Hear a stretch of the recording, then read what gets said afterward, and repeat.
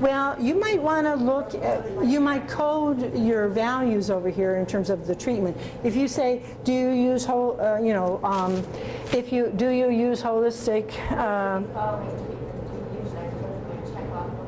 right.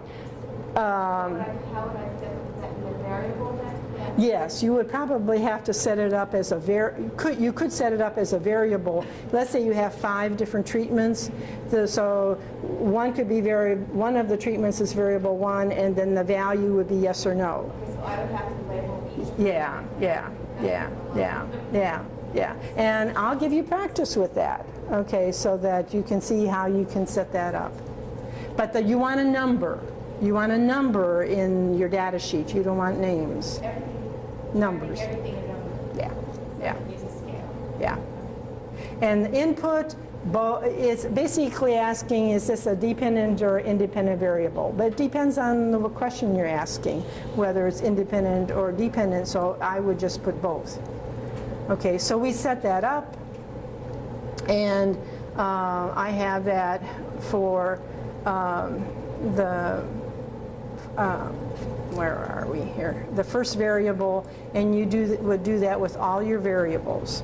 Okay, so that's what you practiced with a little bit, and I have your papers to hand back so that you can I didn't criticize them, but I looked over them. There are some places I could tell how many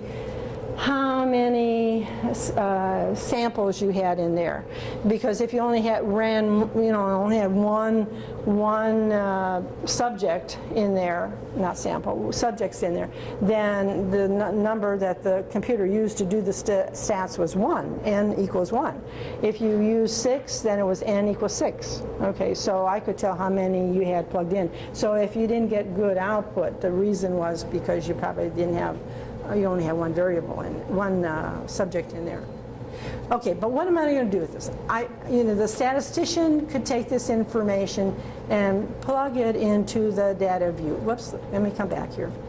Okay, so what did I do? I highlighted 1, 2, 3, 4, 5, 6, 7, 8 columns. And I'm going to, what do I have to do on a PC? I have to right click over here, and I'm going to copy it. Okay. And then I'm going to go over here to my data view and see if I can copy it directly into the data view. Now the statistician is going to know how to, 1, 2, 3. 1, 2, 3, 4, 5, 6, 7, 8. Is going to know how to import into SPSS. I could not do that on, why didn't it work?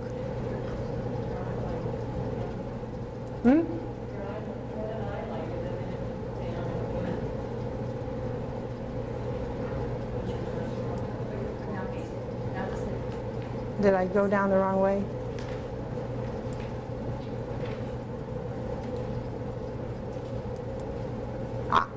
Okay, so for variable 1, okay, I've got 1, 2, 1, variable 2, I have 2, 2, 2.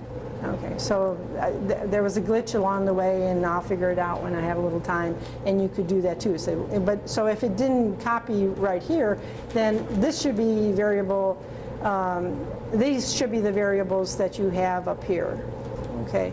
And so but the bottom line is that you could copy and paste, but I would do that with a small file first to see if you can do it and work out the glitches. And then, I don't know about you, but when I'm using a new application, I write little notes to myself and say, if you want to cut and paste, this is what you do. And after you do that a couple of times, then it gets stored in a little brain cell somewhere, and you start making a little bit longer term memory for that. But if you just are playing around and voila, it works, sometimes you don't know what keys you punch to do that. I still don't get why we should be doing Excel. Like, why should we just plan on doing the SPSS? Okay, because I heard yesterday and prior to yesterday that some people would like to store their data in an Excel file. And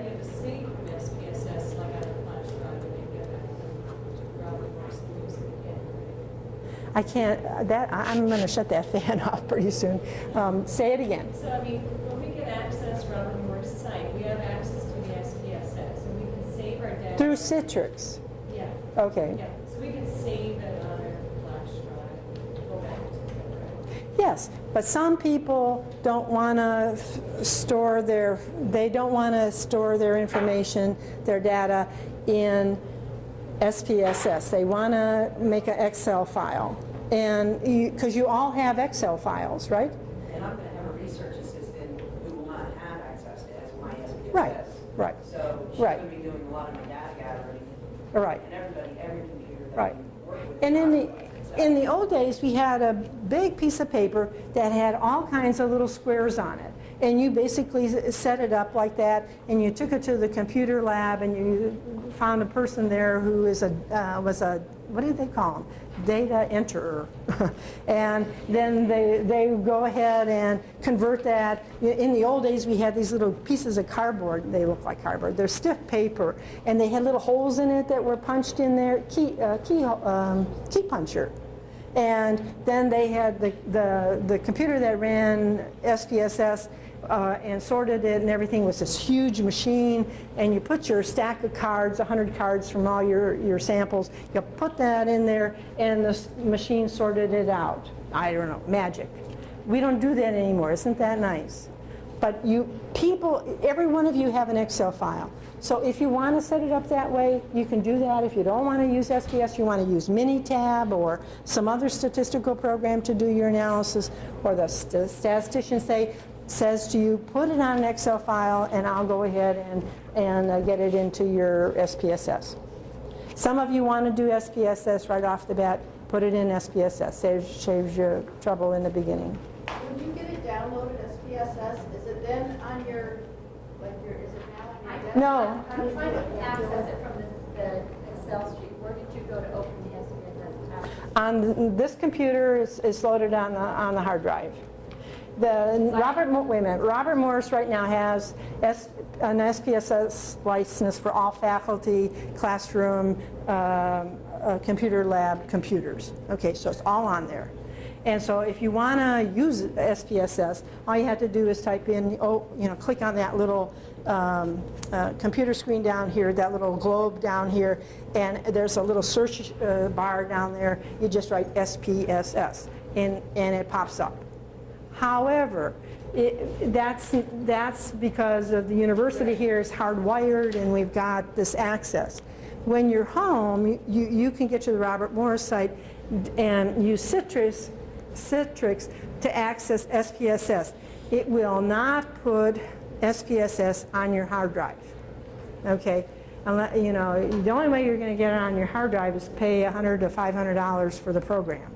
So Citrix is just connecting you with a cloud up there that has SPSS on it. Okay. I'm sorry? Okay. There is a student version that is a little cheaper. So there was some encouragement or issues saying to the bookstore to put a cheaper version or student edition on there. So you have to actually go to the RMU website all the time to look No, up access. once you have, when you go to the RMU website, you can take the Citrix app and put it on your computer. So then when you want to use SPSS, you open up your Citrix app that you have on your computer, and it connects you to the cloud where the program is. Okay, that's what I have to figure out. It doesn't matter if you have a Mac or not. I understand that, I'm just stating a statement. I can't get Citrix either. Yeah, I can't either on my Mac at home. I don't have a Mac, I'm saying, if you're saying that they can't, Right, if they don't have a right. Mac, I'm saying, I don't have a Mac and I can't get Citrix Right. to work So on RMU. one of the things you might do, if you have a little time, run down to the help desk on the second floor here and say, help me get Citrix loaded on my machine. Where would I go for that? Just can't get Citrix, like our institution, we can get Citrix to access our files from home. You have to get permission from IT in order to do that, so you have to go down to IT and get them No, but, yeah, but I think in terms of, you should, if you're at the Robert Morris site, you should be able to access Citrix. Should be able to download. Right, but so, there may be the settings on your computer that it doesn't like. So my suggestion, if you have your laptop and you wanna, having problems getting Citrix on your computer, go down to the help desk. We're gonna get out a little early this morning, so you'd have some time to do that and ask them. On the second floor. Yes, yeah. Instructions from our last class on how to get the Citrix? There is on the handout, okay. Go to rmu.edu and under search type in Citrix. It's the first thing that pops up. Citrix for students. Click on it. Yeah, but then under there it says instructions are down. Is that what you go to do? So you go to click on it here? Okay. In the figures and table handout that you have instructions from Dr. LaCosta in terms of how to get Citrix. Okay, so it's right there. Go to, do. What you just said is actually very valid. I think you should repeat it because I think Dory just said it too. If you use Citrix to get into work, you can't have two Citrix programs on your computer. You can, but it's not Okay. your IT person work. Right. They have to help you integrate the two Right. Citrix programs. Okay. Yeah. Because you get a Citrix from here is specific for Robert Morris University, and the Citrix from work is specific for work. But you're better off going to your IT person at work, because you don't want to screw that one up, for sure. Right. And have them actually download the program Okay. so that they can talk to one another. That's good. Okay. Yeah, you know, Robert Morris is paying whoever owns Citrix to have that ability to have a variety of programs for you to use. Your work setting is doing the same thing, saying you can from home interact with servers in your work setting. And so they're paying big bucks also to make sure that you can use Citrix. But if you're just looking for the SPSS program, there is on the back of the figures and table, I think it's there. From Dr. LaCosta gave me that last semester for the students. Is it there? I don't know. It was from yesterday. No, from yesterday.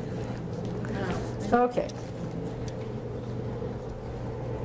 Okay, so little, you know, I spent a little bit more time on this than I thought I would, but you know, I'm going to give you an exercise to do where you're coding demographic data, and I'll try to do the things where questions come up, and so that if you are going to want to if you're not going to want to use Excel, you don't have to worry about that, but if you looks, okay, come on, close.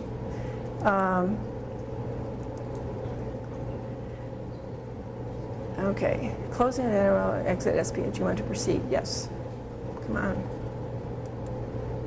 Save changes. No. Okay. Don't save. Okay. Okay, so we're out of that. Okay. Now, one of the things that I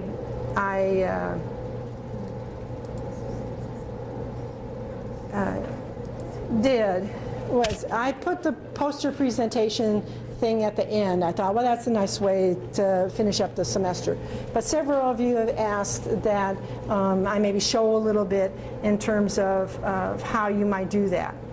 And so the whole thing is, what you have to do is open up PowerPoint.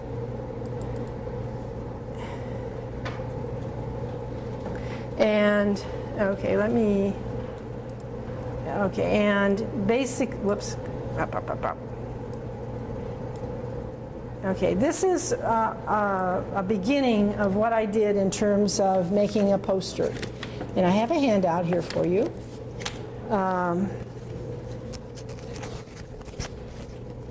me go ahead and get that.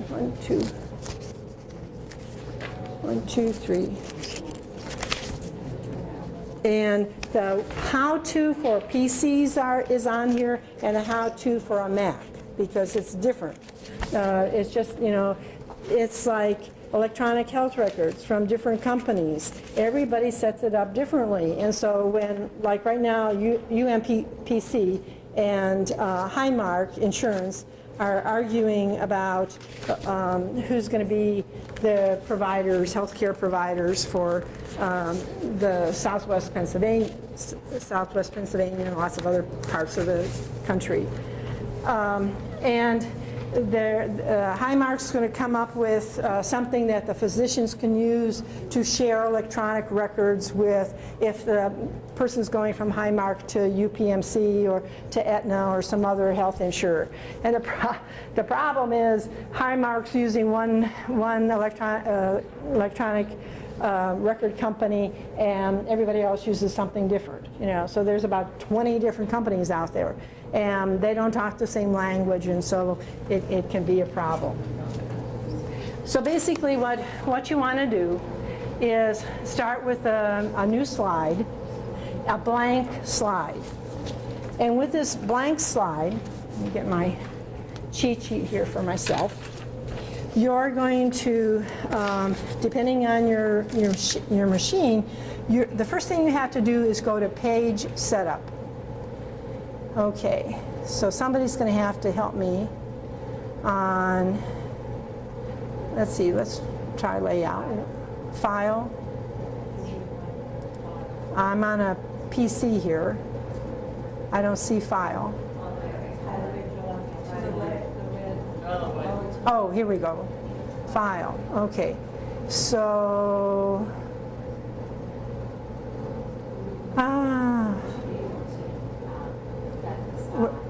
yeah. So this is my home. Where's page setup? Where can I layout? Just. Yeah, blank is there, so we can have a blank screen, and that's what you select. But I want to size it. I want to change the size of, where? View? Here we got it to window, zoom, grayscale. Okay, where's my PC over here? Go to, that's the Mac. Okay, design tab. Where's design? Here we go. Design. Sorry about that. Page setup. There we go. Okay, if I read the handout, I'd find it. Thank you. I'm not, I don't have a PC at home anymore, so I don't know how to do it. Okay, so what we're doing here is typically the width is going to be 8.5 inches, and the height is going to be 11. Right? Standard piece of paper, okay? But your poster board at wherever you're going to be is a 4x6, and so you have to have something that size.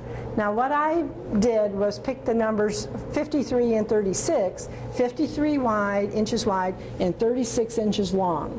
And I did that because I want to have the same proportions as the 8.5 by 11.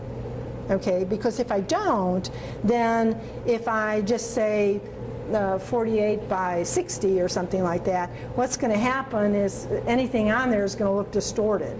Okay, so whatever numbers you do, you have to sort of set this up depending on what your, when you go for your poster session, what the requirements are for the size, and they'll tell you ahead of time. So you do that. We're doing basically a custom, and we put in our height and width. And I say okay, and that's what I have. So on my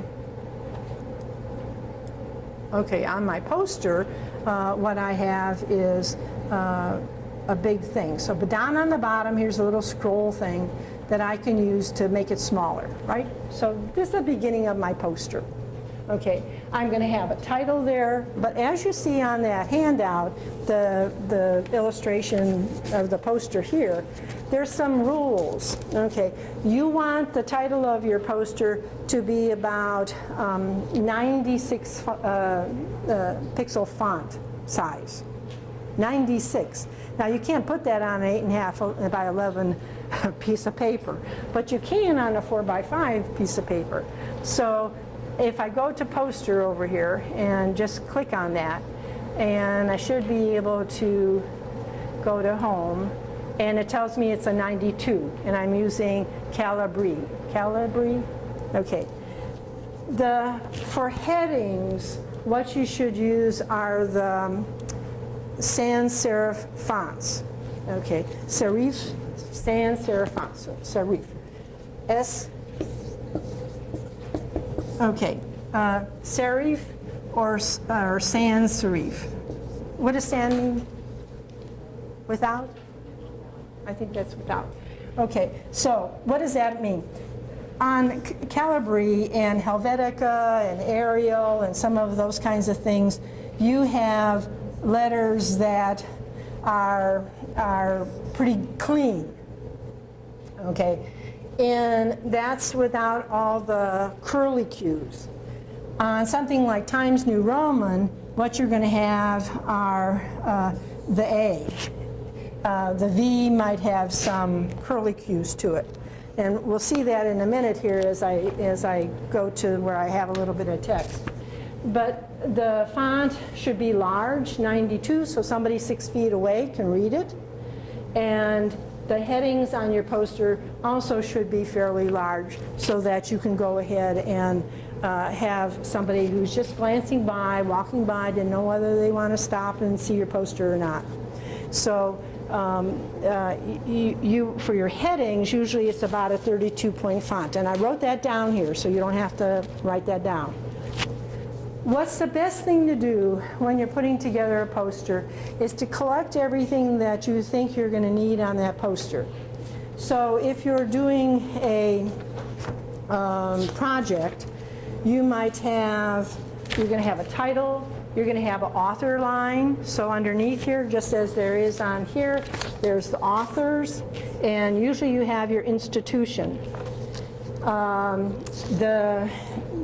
So you're going to have a title, you're going to have an abstract probably, and probably that abstract would be over here somewhere. Then you're going to have an introduction that might be there. You might have project goals or project description. You might have some kind of, maybe you have some tables, graphs, pictures that you want to put in there. And then over here you might have things like, what are we going to have? Your findings would be pretty prominent in what you're finding. You might put in your evidence-based practice references, some conclusions, some future work, contact information. If you want learn more about this, study, who you can contact. And sometimes at poster sessions, the presenters will actually print off 8.5 by 11 sheet of paper and have that by their poster. So if you're interested in the information, you don't have to sit there and write down the contact information. You just give them a poster, and they can see that. The other thing that's helpful is to go ahead and type up on Microsoft Word your information on that you want in your abstract. For example, you might actually just take your abstract from your capstone project. Okay, so here, this could be a document, and I'm going to put in here as a text. I'm going to make a text box, and I'll show you how to do that in a minute here. And then we're going to go ahead and put the information in that text box. Or you could create a text box and then just start typing there. But then you have to deal with sizes a little bit, and the difference between the serif and the sans serif and the serif type of fonts. So here's Times New Roman. You can see the little hotchkies and crozets, the little twirly cues, the embellishments, I guess is a better word, that's on here.